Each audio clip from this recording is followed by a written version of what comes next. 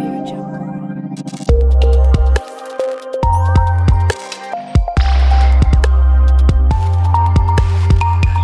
India TV9 news Maharashtra. Ambegaon इथे घराच्या जागेच्या वादावरून दिराने सख्ख्या भाऊजाईवर कोयत्याने प्राणघातक वार केले.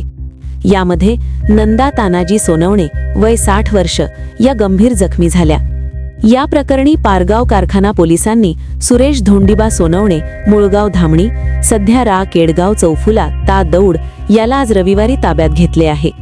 पारगाव कारखाना पोलिसांनी दिलेल्या माहितीवरून काल शनिवारी संध्याकाळी 6 ते रात्री 8 वाजण्याच्या सुमारास नंदा तानाजी सोनवणे घरी असताना त्यांचा दीर सुरेश सोनवणे हा दारू पिऊन येऊन त्यांना शिवीगाळ करून तुमचा एकेकाचा मर्डर करतो अशी धमकी दिली.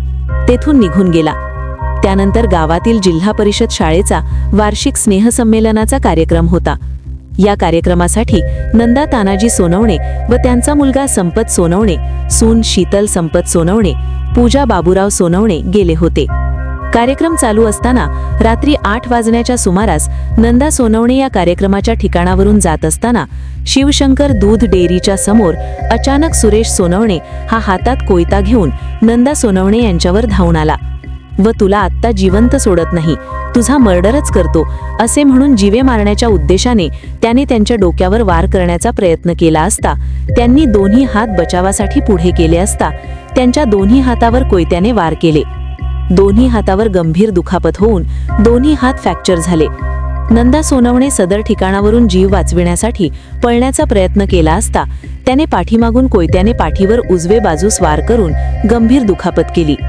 त्यांनी आरडाओरडा केला असता मुलगा संपत, सून पूजा व शीतल तेथे आले असता सुरेश सोनवणे यांनी शिवीगाळ करत तुमचा एकेकाचा मर्डर करतो अशी धमकी देऊन कोयता घेऊन पळून गेला.